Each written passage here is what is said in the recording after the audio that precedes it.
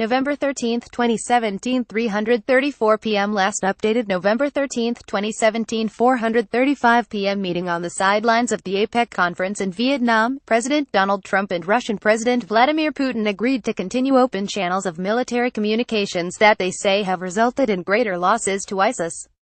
The two presidents said in a joint statement that enhanced de-conflicting efforts, such as increased communications between their militaries, have proven successful and will continue until the ISIS terror group is defeated. With both Russian and United States military personnel operating in Syrian airspace, there has been a long-standing concern of a potential accident and subsequent conflict between the two.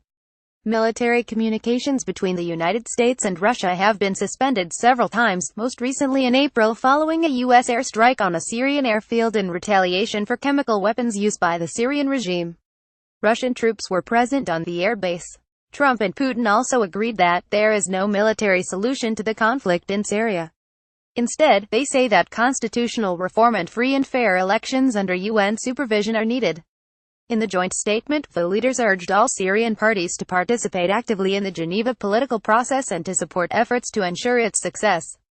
The UN Security Council resolution adopted on December 18, 2015, calls for an inclusive and Syrian-led political process that meets the legitimate aspirations of the Syrian people. However, that political process never happened, and instead over 400,000 people have been killed according to UN numbers since the start of the conflict in 2011. The successful implementation of the agreements announced today will save thousands of lives, the statement quotes Trump as saying. Trump told reporters aboard Air Force One on November 11 that the agreement was the result of just a few conversations between him and Putin. We had 2 or 3 very short conversations because of the meeting, the fact that we're at a meeting. But during those conversations, we talked about Syria and deconflicting, Trump said. We have areas where their troops are facing our troops and there's nothing in between, Trump said. He also said he wished that the United States and Russia had better relations, as it would help the United States with some of its most pressing problems, the most notable being North Korea. You're talking about millions and millions of lives. This isn't baby stuff. This is the real deal. And if Russia helped us, in addition to China, that problem would go away a lot faster, Trump said.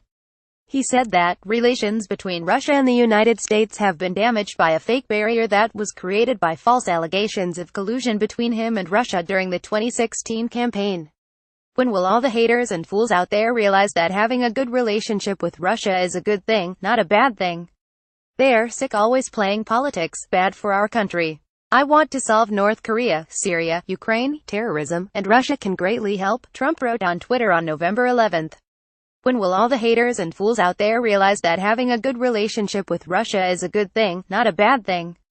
They're always playing politics, bad for our country. I want to solve North Korea, Syria, Ukraine, terrorism, and Russia can greatly help, Donald J. Trump at Real Donald Trump November 12, 2017. He also pointed to the fact that former President Barack Obama, as well as his Secretary of State Hillary Clinton, had attempted to improve relations with Russia after Obama came to office in 2009, but were unable to do it.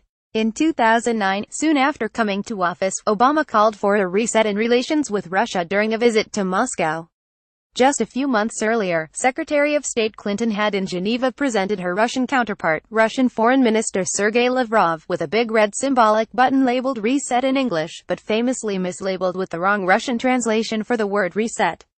Does the fake news media remember when crooked Hillary Clinton, as Secretary of State, was begging Russia to be our friend with the misspelled reset button? Obama tried also, but he had zero chemistry with Putin, Trump said on Twitter. Does the fake news media remember when crooked Hillary Clinton, as Secretary of State, was begging Russia to be our friend with the misspelled reset button? Obama tried also, but he had zero chemistry with Putin, Donald J. Trump at Real Donald Trump November 12, 2017. Relations between Russia and the United States sharply deteriorated during Obama's second term in office, including over Ukraine and the conflict in Syria. Share tweet, share email.